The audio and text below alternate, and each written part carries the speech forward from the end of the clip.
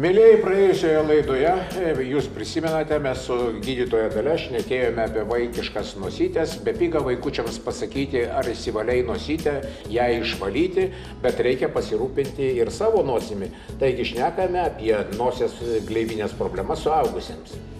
Suaugusiai taip pat turi savo nosį prižiūrėti, ją rūpintis ir valyti. Kaip minėjau, kaip tik šiuo metu, kai labai daug peršalimo ligų, visi sloguoja aplinkui, tai mes tiesiog padėtumėm save apsaugoti ir nuo ligų.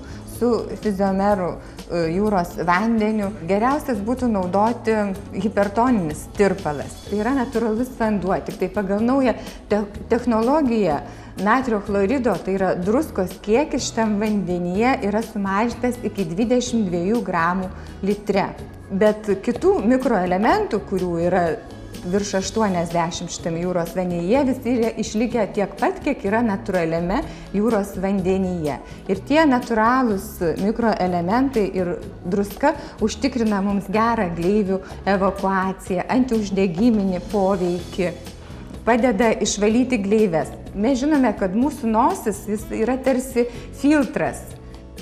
Filtras sudarantis barjerą bakterijom, virusam, alergenam, kitiem gamtos taršalam patekti į žemesnius kvėpavimo takus. Jeigu tas filtras funkcionuoja gerai, viskas yra tvarkoj. Bet jeigu mes peršalame, susergame, ta gleivių sekrecija padidėja, daugiau to sekreto gaminasi, jisai tirštėja ir nosis nebepajėgi nosies gleivinę susitvarkyti su tuo sekretu. Tai šiuo atveju mums labai padėtų hipertoninis Fiziomero tirpalas. Žiūrovams rūpėtų moksliniai tyrimai. Fiziomero jūros vandens gamintojas yra atlikęs virš 50 klinikinių tyrimų, kurių metu įrodė, kad sergant sinusitų arba rinitų, kvėpavimas nosimi ir visi simptomai palengvėja iki 93%. Ir recidyvai ligų sumažėja iki 70–75%. Gal prašyčiau gydytojos paminėti ir ligas, kurių galime išvengti naudojant Fiziomerą. Mes visi žinom, kad po slogos prasideda kosulys, ryklės peršėjimas, ausų užgulimas, ausų uždegimai. Tai šito viso padėtų išvengti Fiziomeras. Aišku, Fiziomerą galima naudoti ir sergant, ne tik profilaktiškai. Jūros vandens gamintojas yra sukūręs unikalią pakuotę jūros vandens, kur purškimo srovė yra žymiai stipresnė, tiesiog stipri srovė negu kitų šitų flakonėlių. Todėl jinai yra labai naudinga sergant sinusitų, kadangi srovė yra stipresnė, jinai pasiekia gilesnės nosies angas, landas, tiesiog galima naudoti sergant sinusitų, kad iš sinusų geriau evakuotųsi sekretas. Gydytoja paminėjo, ko yra Fiziomere, o dabar pasakykite, ko nėra.